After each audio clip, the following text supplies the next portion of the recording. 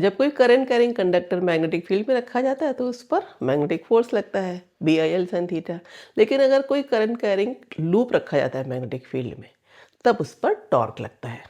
अब इन दो बातों पर बेस्ड एक क्वेश्चन देखिए जिसमें टॉर्क निकालना है। एक करंट कैरिंग लूप को डिफरेंट डायरेक्शन वाले मैग्नेटिक फील्ड में रखा गया है। क्वेश्चन में कहा जा रहा है कि एक रेक्टेंगुलर लूप है जिसमें I करंट फ्लो कर रही है।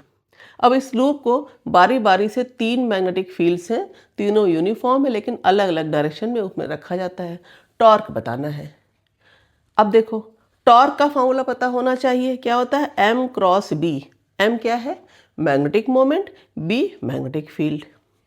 M magnetic moment vector quantity है, I इंटू A होता है। A है एरिया। अब एरिया भी वेक्टर है, M भी वेक्टर है और टॉर्क भी वेक्टर है। टॉर्क इक्वल टू क्या लिख सकते हैं? M की जगह IA लिख दिया तो IA cross B।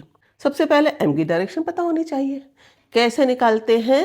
Right hand thumb rule से। करंट की डायरेक्शन में curling of the finger of right hand और thumb magnetic moment, area vector उसकी डायरेक्शन को बताता है। तो देखो एरिया वेक्टर या मैग्नेटिक मोमेंट दोनों ही कैसे आ गए? Perpendicular to the plane upwards, outwards. तो ये देखो आउटवर्ड्स हो गया। अब टॉर्क निकालना है। टॉर्क निकालेंगे जिसमें डायरेक्शन ऑफ मैग्नेटिक फील्ड भी पता हो। तो पहले में कैसे दी गया? Perpendicular to the plane outwards, यानी मैग्नेटिक फील्ड भी आउटवर्ड है और M भी आउटवर्ड है। तो एरिया मैग्नेटिक फील्ड दोनों आउटवर्ड है, दोनों के बीच का एंगल क्या हो गया? थीटा। जीरो। थीटा जीरो हो गया तो टॉर्क का मैग्नीट्यूड M भी साइन थीटा ही तो होगा ना, M क्रॉस B है। तो theta zero sine zero zero, तो कोई टॉर्क नहीं लगेगा। हाँ, और पूछा जा सकता है कि अब ये कौन सी पोजीशन को दर्शाएगा? स्टेबल इक्विलिब्रियम, यानी करंट कैरिंग लूप की एक्सिस के परपेंडिकुलर मैग्नेटिक मोमेंट हो, मैग्नेटिक फील्ड हो, तो वो स्टेबल इक्विलिब्रियम में होता है।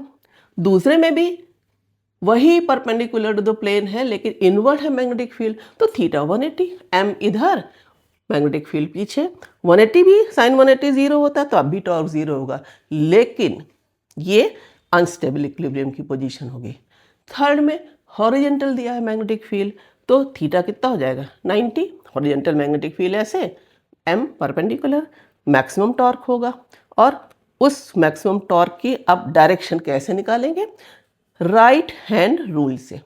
देखो राइट हैंड में 4 फिंगर M की डायरेक्शन में रखो, तो 4 फिंगर आउटवर्ड के रख लिया। मिडिल फिंगर B दिया है हॉरिजॉन्टल, तो टॉर्क किधर आ रहा? Perpendicular to the plane upward. तो वो देखो वर्टिकली अपवर्ड्स।